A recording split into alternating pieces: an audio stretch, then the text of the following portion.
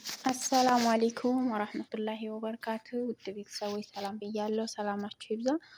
እንግዲህ ሀገራችን ኢትዮጵያን አላህ ሱብሃነሁ ወተዓላ ሰላም ያደርግልን፣ መዋደድን መፋቀርን አላህ ያምጣልን እንጂ አገራችን ላይ እንግዲህ በዚህ መልኩ እየሰራን መኖር እንችላለን ማለት ነው። ወንድ ሆነ ሴት ማለት ነው።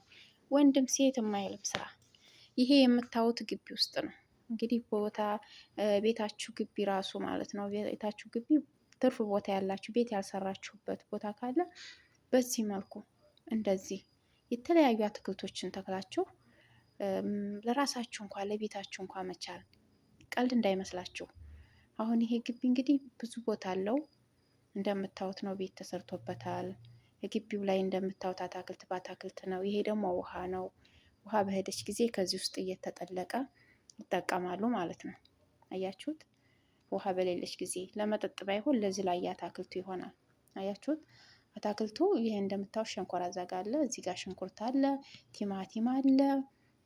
ሽንኩርቱ አሁን ውሃ ጠምቶታል። በደንብ ገና አልተጠጣም፣ ውሃ ጠምቶታል። ያው እንግዲህ አታክልት ስንተክል እንክብካቤ ያስፈልገዋል። ውሃ መጠጣት፣ መኮትኮት፣ ማዳበሪያ መሰጠት አለበት ፍሬ እንዲያፈራ ማለት ነው። እና ግቢያችንን እንዲሁ ጦም ማሳደር አያስፈልግም። በአሁን ሰዓት ላይ እውቀት ይለዋል፣ ስንፍና ደግሞ አለ። አንዳንድ ቦታ ላይ ስንፍና አያችሁት? ይሄ ቲማቲም እዚህ ጋር ለቤት ይችላል።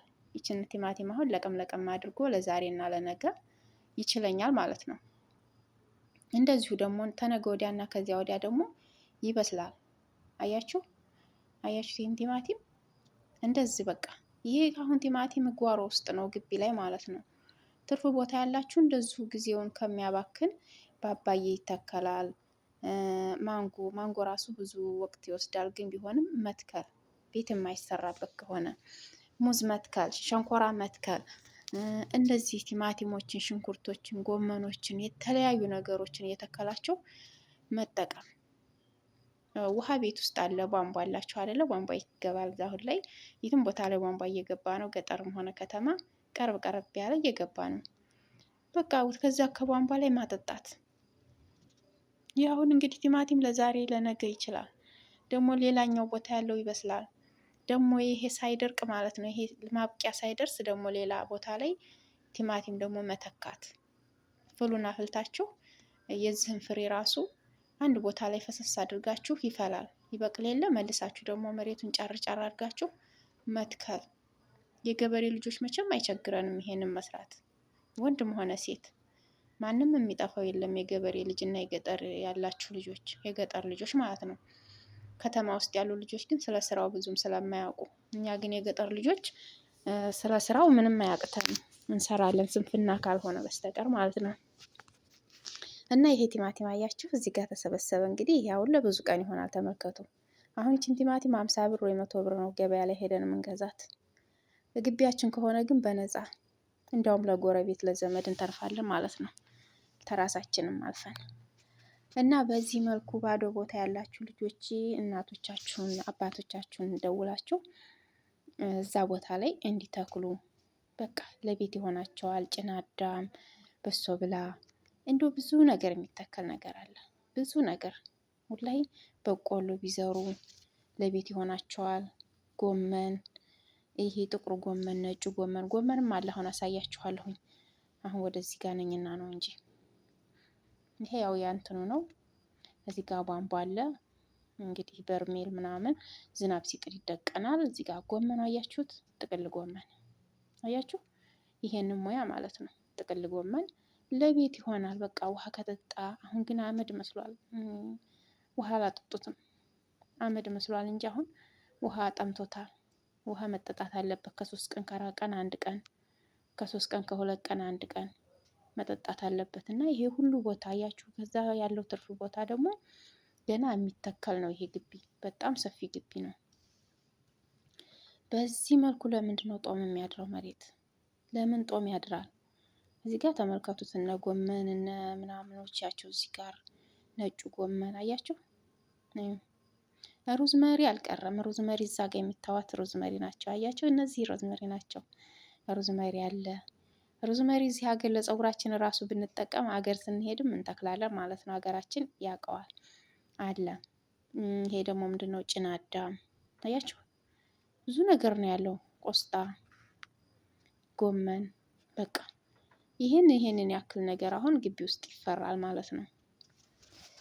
እና በሌላም ቦታ ላይ ያለ ባባዬ፣ ሙዝ ምናምን ቡና የተተከለበት ግቢ አለ። ይሄ ቲማቲም ነው አያችሁት። ቲማቲም ደግሞ ባላ ነገር ያስፈልገዋል። ጠልጠል እያለ ራሱ እየተንጠላጠለ እዚህ ጋር አሁን አሪፍ ነው ተንጠልጥሏል ማለት ነው። ቃሪያ የቀረ ነገር አለ። ቃሪያ መትከል፣ ሚጥሚጣ እውነት እኔ ደስ ይለኛል እንደዚህ አይነት ነገር ግቢ ውስጥ አሁን እኔ ሀገር ብገባ ግቢ እንደዚህ ሰፊ ካለው ማለት ነው እሰራለሁኝ። ኢንሻአላህ እሰራለሁኝ። ያችሁን ብትሆን ለቤት እንዲሆነን ለቤትም ይሆነናልም ለውበትም ራሱ ግቢያችን ውስጥ ካለ ለዓይናችን እረፍት ነው ራሱ ደስ ይለናል። ካለ የተለያዩ ነገሮችን መስራት ጭና አዳሞች፣ በሶ ብላዎች፣ ጎመኖች እንደዚህ ምናምን ብንተክል ደግሞ ትላልቅ ዛፎች ባባዬ፣ እነ ማንጎ እነ ማን ነው የሚባሉ ቡናዎች ምናምን የተለያዩ ዛፎች ነገር ብንተክል ራሱ ለጥላ ይሆናል። ንጹህ አየር ይስብልናል። ደስ ይላል። ሽታው ራሱ ይጣፍጣል። እጽዋት ያለበት አካባቢ እና ይህን ይመስላል ውዶቼ። እንግዲህ ግቢ ያላችሁ ልጆች ቤተሰቦቻችሁን እንደዚህ እየተናገራችሁ እንዲተክሉ እንዲጠቀሙበት፣ እንደውም ቤት ከማከራየት ይሄንን እንደዚህ አታክልት እየተከሉ መሸጥ፣ ውሃው ከራሳችሁ ነው። እዛ ቤት አበላሹብን እንዲተበላሸ እንደዚህ ሆነ ምናምን ከማለት እንደውም ይሻላል። እኔ የምለው ነገር ዛሬ ላይ ገበያ ላይ ይዛችሁ ብትወጡ አንድ ዘንቢል ቲማቲም ስንት ብር ነው የሚሸጠው? አንድ ኪሎ ቲማቲም ስንት ነው? 50 ብር ነው ምናምን እና አንዱ ዘንቢል ወደ ከ1000 ብር በላይ ያወጣል ማለት ነው። አንድ ቅርጫቱም ወደ ብዙ ያወጣል።